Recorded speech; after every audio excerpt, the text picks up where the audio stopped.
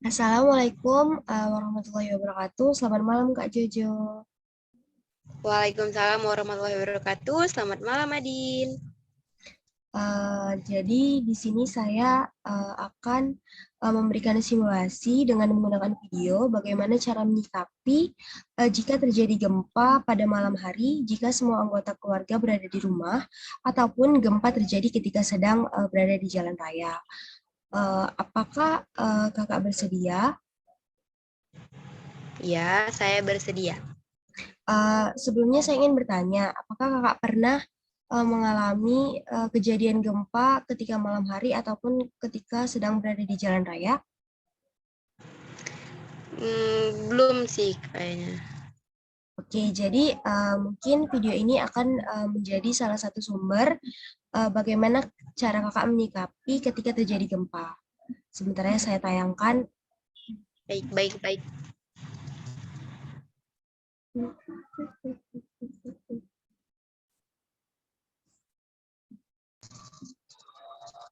Dapat dilihat?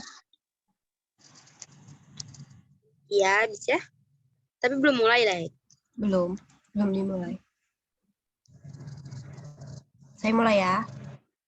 Iya, Adin. Silakan. Anda tentu masih ingat gempa besar yang melanda Yogyakarta pada tanggal 27 Mei 2006 silam yang menewaskan 6.234 korban jiwa dan meluluh lantakan ribuan bangunan rata dengan tanah. Begitu besar kerugian akibat bencana gempa bagi kehidupan manusia. Sayangnya, kekuatan alam seperti gempa tidak mungkin dapat dilawan dan ditundukkan.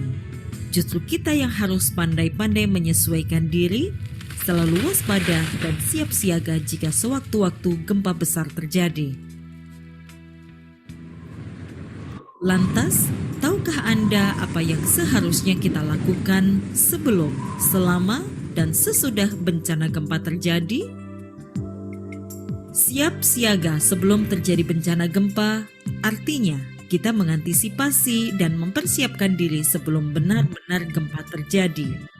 Misalnya, di rumah tahan gempa, melekatkan lemari secara aman pada dinding, menempatkan barang yang besar dan berat di dalam lemari di bagian paling bawah, meletakkan barang pecah belah atau bahan-bahan yang mudah terbakar di tempat yang rendah dan tertutup, menggantungkan barang yang berat seperti figura foto atau cermin jauh dari tempat tidur, sofa, atau tempat duduk, memperbaiki kerusakan pada jaringan listrik atau gas, mengenali tempat-tempat yang aman di dalam dan di luar rumah, menyiapkan barang-barang penting dalam satu tas, misalnya lampu senter, radio, baterai cadangan, perlengkapan P3K, lilin, obat-obatan, makanan dan minuman siap saji, uang tunai, buku tabungan, dan surat-surat penting lainnya.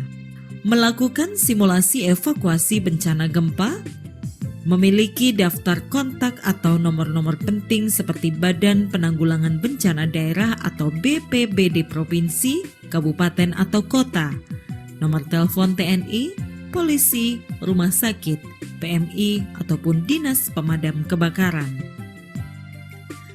Nah, itulah beberapa hal yang dapat kita lakukan guna mempersiapkan diri sebelum bencana gempa benar-benar terjadi. Kemudian, jika terjadi gempa, apa yang seharusnya kita lakukan? Tetaplah tenang, jangan panik, dan ikuti langkah-langkah berikut. Berlindung di bawah meja atau perabot lain yang kokoh. Jika tidak ada meja, merunduk dan lindungi kepala Anda dengan bantal atau lengan Anda. Jauhi gelas, kaca, jendela, atau apapun yang mungkin menimpa Anda. Tetap di dalam ruangan hingga guncangan berhenti dan keluarlah jika sudah aman. Matikan segera gas, listrik, dan air. Jangan lupa selalu memakai alas kaki. Jangan menggunakan lift. Jika sedang di luar, jauhi gedung, pohon, papan reklame, lampu jalan, atau jaringan berkabel. Jika sedang berkendara, menepi dan berhenti segera, tetap tinggal di dalam kendaraan Hindari berhenti di dekat atau di bawah bangunan, jembatan, pohon, atau jaringan berkabel. Jika terjebak di dalam reruntuhan, jangan menyalakan api, tutup mulut Anda dengan sapu tangan, jangan bergerak atau apapun yang menimbulkan debu. Munculkan suara pada pipa atau dinding sehingga tim SAR dapat mencari posisi Anda. Ingat, yang penting tetap tenang dan jangan panik. Jika kita tenang, maka resiko yang tidak perlu dapat kita hindari. Jika terjadi gempa, begitu banyak bangunan yang rusak, ada juga korban yang terluka atau terjebak dalam reruntuhan. Nah, apa yang harus kita lakukan? Waspada gempa susulan, dengarkan informasi dari radio atau televisi, jangan terpengaruh kabar bohong, jauhi area yang hancur, kembalilah ke rumah jika pihak berwenang mengatakan kondisi sudah aman. Waspadai benda-benda yang dapat menjatuhi Anda. Jika tercium bau gas, segera buka jendela dan keluar bangunan. Apabila ditemukan jaringan kabel yang rusak, segera matikan listrik. Bantu korban yang luka atau terjebak. Ingat ya, gempa bumi tidak bisa dihindari, namun dapat kita siasati. Tetap tanggap, tangkas, tangguh menghadapi bencana.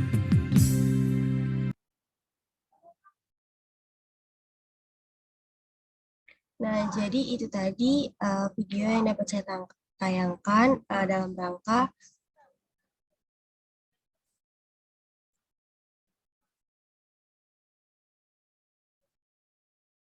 rangka menyikapi jika terjadi gempa pada malam hari dan ataupun terjadi ketika sedang berada di jalan raya.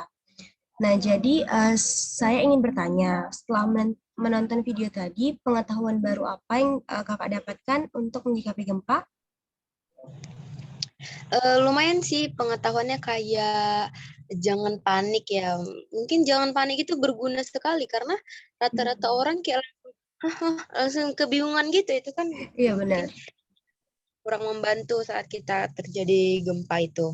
Lalu tadi saya dengar ada berlindung di bawah meja. Nah, itu memang iya sih, kayak logikanya masuk akal gitu kan. Terus kalau ada di jalanan, hindari bangunan, hindari pohon. Ya itu benar, karena nanti kan pohonnya bakal nimpa ke mobil atau kendaraan lain. Itu termasuk ilmu baru sih bagi saya, untuk saya, sejak tadi saya mendengar dan menonton video yang barusan ditayangin oleh Adin. Jadi udah tahu kan bagaimana cara menyikapinya. Silakan kalau misalnya bisa disebarkan ataupun diberitahukan kepada anggota keluarga ataupun orang-orang terdekat yang lainnya. Kemudian setelah menonton video tadi, apakah perasaan kakak yang kakak alami sekarang itu bagaimana? Maksudnya apakah bisa lebih tenang ataupun lebih nantinya akan lebih tenang ataupun rileks dalam menghadapi gempa atau bagaimana? Ya alhamdulillah, jadi kayak waspada gitu sih. Kan tadi udah dikasih tahu di videonya kalau kita itu bencana itu nggak bisa kita hindari, tapi kita bisa siasati. Jadinya ya cocok sih. Jadi kita punya pembelajaran, pembekalan gimana nanti kalau misalnya gempa terjadi. Yang pertama, kita jangan panik seperti yang diberitahukan di video tadi. Sudah lengkap banget, sudah jelas. Terima kasih Pak Din. Nanti kirim ya linknya biar kakak share.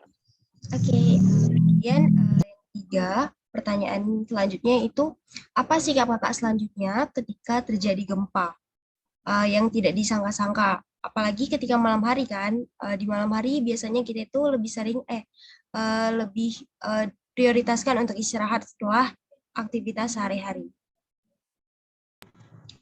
Kalau selanjutnya gini sih, tadi di video dibilang kalau kita itu kayak waspada, kalau misalnya gempa terjadi tiba-tiba, kita tuh bagaimana cara menyikapinya, kayak nyiapin di dalam satu tas itu kayak dokumen-dokumen penting, terus ada makanan siap saji kalau misalnya kita terjadi bencana, itu ada lagi senter kan, itu termasuk ide bagus. Coba nanti saya bakalan buat itu sih, mulai sekarang, mulai detik ini juga. Oke, terima kasih. Kemudian, apa tindakan kakak selanjutnya untuk melindungi ataupun menyikapi tindakan yang akan kakak lakukan jika terjadi gempa, terutama untuk melindungi keluarga ataupun orang-orang terdekat? Yang pertama, jangan panik. Terus kalau misalnya ada listrik gitu, langsung kita matikan, putusin lah sambungannya biar nggak koslet gitu kan. Terus kita kasih edukasi, misal kayak keponakan saya, nanti saya bilangin kalau misalnya ada gempa, kamu bersembunyi di bawah meja, ataupun ya seperti itulah, menyimpan nomor Basarnas, TNI, dan lain-lain. That's real, berarti udah banyak ya pengetahuan baru yang bisa kakak terapkan dan bisa kakak bagikan kepada orang lain, terutama orang-orang terdekat. Nah, jadi pertanyaan terakhir saya, apa tanggung jawab kakak sebagai manusia ataupun makhluk Tuhan untuk menjaga bumi ini? Ya, yang pertama menjaga lingkungan ya. Lalu misal kayak kalau gempa bumi itu kan terjadi karena lempengan bumi. Ya mungkin kalau kita menjaga lingkungan dengan cara tidak membuang sampah sembarangan, jadi alam juga tidak marah sama kita. Jadi ya simbiosis mutualisme lah sama lingkungan sekitar kita gitu kan. Lalu kita juga kalau punya ilmu seperti ini bisa disebarkan, itu termasuk hubungan sosial sih sama makhluk hidup lain. Ataupun, nah tadi saya dengar nih di video, kalau misalnya kita sudah tertimpa runtuhan, pakai tutup hidung dan mulut sebagai masker. Kalau misalnya nggak ada masker kan bisa kain gitu, supaya remah-remah reruntuhan itu tidak masuk ke dalam tubuh. Lalu kita bunyikan, tadi saya nonton video, bunyikan pipa ataupun yang bisa berbunyi agar bisa menemukan. Oke, Kak Jojo, terima kasih atas partisipasinya secara penuh untuk perhatiannya secara detail untuk memperhatikan video yang telah saya sediakan dalam rangka untuk layanan informasi. Saya sangat berterima kasih sekali. Maaf karena udah diganggu waktunya malam-malam untuk beristirahat. Jadi sekian, saya pamit. Semoga sehat selalu. Salam sama keluarga di sana. Oke. Iya. Ya Adin, terima kasih buat videonya, membantu sekali buat saya untuk menghadapi gempa nantinya.